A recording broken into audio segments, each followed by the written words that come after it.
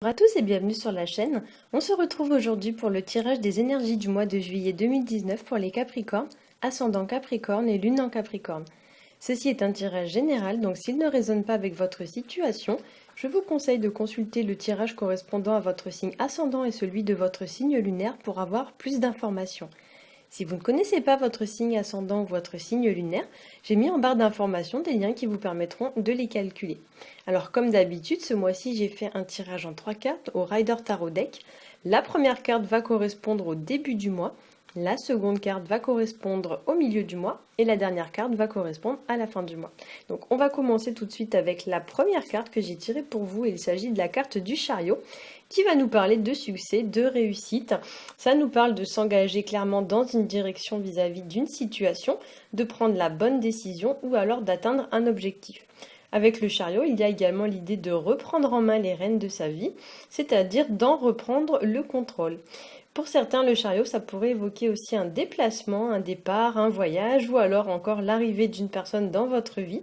Ça peut représenter aussi l'idée qu'une personne va peut-être venir vous rendre visite.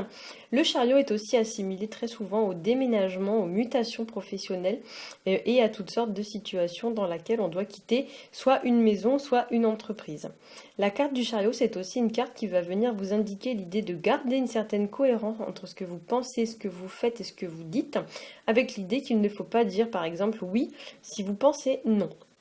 Donc il y a l'idée un petit peu de mettre une certaine forme de cohérence dans sa vie, de remettre une forme d'équilibre dans sa vie, de ne pas dire par exemple des choses qu'on ne pense pas. Il y a l'idée d'être vraiment très honnête, on appelle ça être aligné en fait. C'est vraiment l'idée d'aligner sur le même plan ce que l'on pense, ce que l'on fait et ce que l'on dit. Pour certains, vous pourriez aussi découvrir quelque chose. Il pourrait y avoir une situation qui soit révélée à vous avec la carte du chariot, puisque toutes les cartes dans lesquelles il y a un voile, et on en aperçoit un ici, donc par exemple c'est le cas sur la carte de la papesse et la carte de la justice, il y a l'idée que peut-être il y a quelque chose, alors il y a deux possibilités, soit vous allez avoir quelque chose qui va être révélé ce mois-ci, soit il y a quelque chose en fait qui se passe un peu dans votre dos, et du coup ça va vous avertir un petit peu de garder l'œil ouvert, on va dire ça comme ça, de façon voilà, à vraiment pouvoir essayer de faire preuve d'une certaine forme de discernement.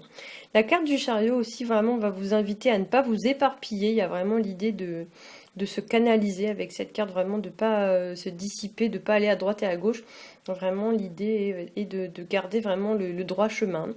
Pour certains, sur le plan sentimental, relationnel, souvent le chariot dans les rapports, enfin dans les tirages sentimentaux, c'est clairement c'est la relation d'un soir. C'est la relation qui n'est pas sérieuse.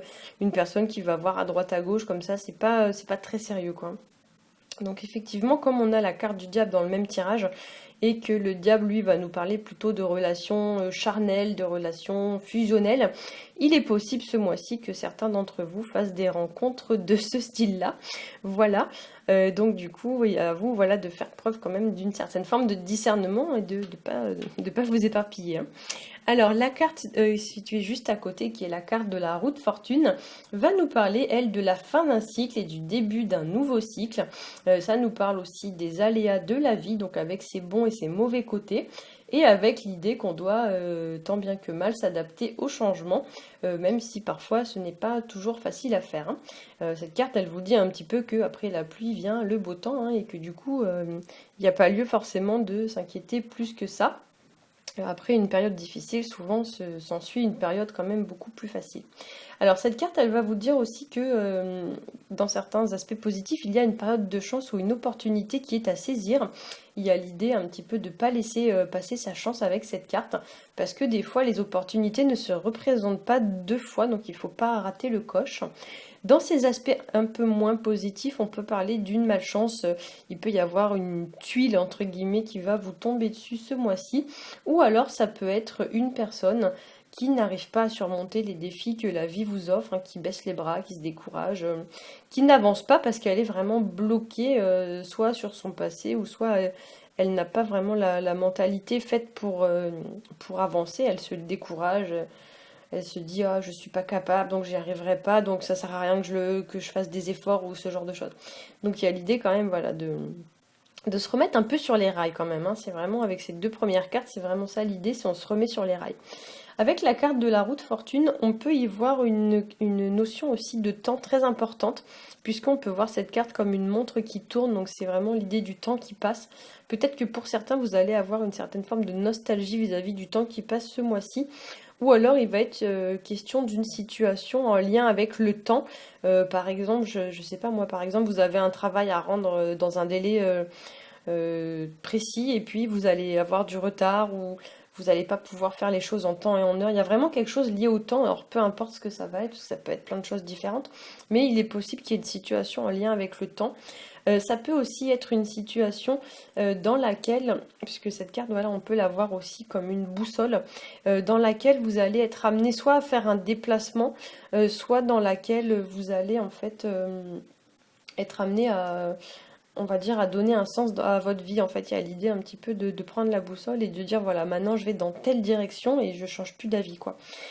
Pour certains aussi, la carte de la roue de fortune, ça peut représenter tous les types de changements qu'une personne peut mettre en place dans sa vie. Alors, soit c'est vous qui êtes à l'origine du changement, soit c'est une personne qui est à l'origine du changement. Et du coup, cette personne prend une décision qui va vous impacter. Avec la carte du chariot placée juste à côté, malheureusement, ça peut aussi nous parler d'un départ. Ça peut être clairement une personne qui s'en va, en fait, une personne qui prend ses affaires et qui s'en va. C'est vrai que souvent dans les tirages amoureux, le chariot représente l'amant, mais il représente aussi lors d'une rupture le fait que quelqu'un quitte quelqu'un d'autre. C'est l'idée que je prends mes affaires, je prends ma voiture et je m'en vais. Voilà, donc bien sûr, ça va pas concerner tout le monde et bien heureusement. Ça peut aussi nous parler, comme je l'ai dit, d'une personne qui arrive. Mais c'est vrai que quand on voit cette carte-là, on ne sait pas si la personne arrive ou si elle part. Donc, mais en fait, souvent, ouais, souvent c'est une carte qui fait référence à des déplacements, notamment avec un moyen de transport tel que la voiture, le train, etc. Donc peut-être que pour certains aussi, à l'occasion d'un voyage, vous allez rencontrer quelqu'un, puisque la carte du diable, souvent, c'est vraiment la relation style coup de foudre passionnel. Donc peut-être que pour certains, si vous partez en vacances ce mois-ci, vous allez rencontrer une personne vraiment qui va vous magnétiser, qui va vous attirer, parce que le diable, c'est vraiment une personne qui vous hypnotise, hein. Vraiment, vous voyez que lui, vous êtes vraiment... vous avez plus vraiment de discernement, hein. Vous voyez que lui, vous mangez, vous buvez, vous dormez, vous voyez que lui, quoi. Vous, vous voyez cette personne et c'est vraiment le centre de votre monde, quoi. Alors le diable, c'est une carte qui va nous parler aussi d'attachement. Ça nous parle de liens très forts dans une situation ou dans une relation. Voire même le lien est tellement fort qu'il commence un petit peu à devenir toxique, dans le sens où on se sent vraiment un peu prisonnier de cette personne. On sait que ça va être très difficile de s'en détacher, hein. Voilà, c'est aussi donc le diable, une personne ou une situation dans laquelle on est sous l'emprise ou sous une forme un peu de dépendance. Donc ça peut être une personne ou une situation qui... soit une personne ou une situation dont vous dépendez, ça peut aussi être quelque chose qui vous pèse en fait, quelque chose qui vous tient en fait. Vous êtes prisonnier de cette situation, vous ne pouvez pas vous en libérer comme vous voulez, hein. Le diable, c'est aussi donc une situation de laquelle on dépend, donc on a une marge de manœuvre quand même qui est limitée. On ne peut pas vraiment se défaire de cette situation ou de cette personne. Par exemple, si c'est dans le cadre d'une situation, ça peut être les gens, par exemple, quand ils ont des problèmes, bah, toute la nuit, ils cogitent, ils pensent qu'à ça, ils sont obsédés par ça. Enfin, c'est vraiment, on n'a plus vraiment notre libre arbitre, hein. La situation où la personne a pris vraiment possession de notre cerveau, si on peut dire ça comme ça. Et du coup, on est vraiment tributaire ou prisonnier de la situation et on n'a pas vraiment d'autre moyen de s'en libérer, quoi.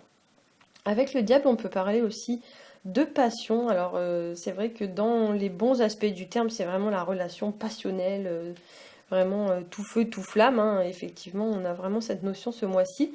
Mais ça peut aussi être une relation, en fait, dans le sens où la passion est tellement forte qu'elle est presque un peu délétère. Ça vous porte un peu préjudice. Vous faites beaucoup de concessions parce que vous êtes très amoureux de la personne, par exemple, mais du coup, vous vous sacrifiez un peu au passage. Enfin, ça peut vraiment représenter tout ce genre de choses, tout ce genre de situations. Ça peut représenter aussi les personnes type pervers narcissique. Vous voyez, clairement, les tirages où il y a des pervers narcissiques, ça ressort très souvent sous la forme du diable. Le diable, ça peut représenter également des personnes ou des situations qui vous mettent entre guillemets un peu à genoux. Donc c'est la personne ou la situation qui vous contrôle, qui vous obsède, qui vous domine, qui pèse sur vous d'une façon ou d'une autre. Donc voilà, ça peut être un problème d'argent, voilà, un problème relationnel, sentimental. Ça peut être aussi les gens qui se font toute une montagne d'un problème, alors qu'en fait le problème est très facile à résoudre. Mais du coup, certaines personnes sont un petit peu habituées à se monter la tête et à se noyer en fait dans un verre d'eau. Effectivement, ce genre de personne peut aussi être représenté par la carte du diable. La carte du diable peut aussi représenter les excès en tout genre, notamment les addictions, les dépendances à l'argent, à la drogue, ou à l'alcool, etc. Ça peut nous parler aussi d'être accro, donc soit on est accro à quelque chose, soit on est accro à quelqu'un. Voilà, ou alors il y a une situation, comme je l'ai dit, qui vous prend le contrôle, qui prend le contrôle de vous, qui vous obsède. Par exemple, un problème d'argent ou quelque chose comme ça. C'est aussi voilà, une situation dans laquelle on sait que la situation n'est pas bonne, qu'elle n'est pas saine, que ça mène à rien. Pour autant, on reste. Ça, c'est clairement le genre de situation qui va être représenté par la carte du diable. On sait que c'est mauvais pour nous, mais on n'a pas la capacité et la force mentale et physique de mettre un terme à cette situation, et du coup, on la subit, alors qu'on sait très bien que ça va mener à rien et que ça va nous faire beaucoup de mal. La carte du diable, c'est aussi une personne qui va, ou une situation ou une personne dans laquelle il y a quelqu'un qui est mis sur un piédestal. En fait, on accorde une importance démesurée à cette situation ou à cette personne, si bien que du coup, on la porte au nu alors qu'en fait, il n'y a pas lieu. C'est vraiment voilà l'idée qu'on a mis quelque chose ou quelqu'un, on le fait passer même avant nous. C'est vraiment, on s'oublie totalement au passage. Alors qu'en fait, il n'y a vraiment pas lieu de faire ça. Et dans ce cas, effectivement, il y a besoin un petit peu dans cette situation de restaurer une forme un petit peu d'équité ou d'équilibre, je ne sais pas comment on peut dire ça. Mais souvent, oui, c'est des gens oui, par exemple, dans le cadre d'une relation sentimentale, si vous êtes une femme et que vous avez rencontré quelqu'un, cette personne, il ne faut pas qu'elle soit au bout de 2 jours le centre de votre monde. Il ne faut pas que dès qu'elle vous appelle, vous cessez tout ce que vous êtes en train de faire pour lui répondre. Il y a vraiment l'idée ouais, que c'est une personne qui a pris le contrôle de vous, vous n'êtes plus vous-même, vous n'êtes plus libre de vos choix, de vos décisions. Admettons, vous aviez prévu quelque chose et puis la personne, elle vous dit, bah tiens, annule ce que tu as prévu, puis on va faire ça. Vous n'êtes pas obligé forcément d'annuler. Vous pouvez aussi dire, bah non, désolé, j'ai prévu quelque chose. Il y a l'idée un petit peu, voilà, que c'est vous qui devez prendre les rênes de votre main et on a vraiment cette notion dans la carte du chariot, puisque si vous regardez le personnage qui est sur la carte du chariot, il avance, mais il n'a pas les rênes dans les mains en fait. Donc le chariot, il peut aller un petit peu où il veut finalement. Donc c'est vrai qu'avec ces deux cartes-là qui sont placées de part et d'autre du tirage, ça donne l'impression que pour certains, c'est pas vous qui contrôlez votre vie, c'est soit une situation qui contrôle votre vie et qui la domine, soit c'est carrément une personne et vous avez clairement donné les rênes à cette personne pour qu'elle dirige votre vie à votre place. Donc effectivement, comme va l'indiquer la carte de la roue de fortune, il y a vraiment l'idée de passer à autre chose, de tourner une page et de maintenant débuter un nouveau chapitre de façon à ce que cette situation prenne fin. Voilà, j'espère que ce tirage aura pu vous aiguiller. Si c'est le cas, n'hésitez pas à liker, à partager et à vous abonner. Pour ma part, je vous souhaite à tous un très bon mois de juillet. Je vous dis à bientôt.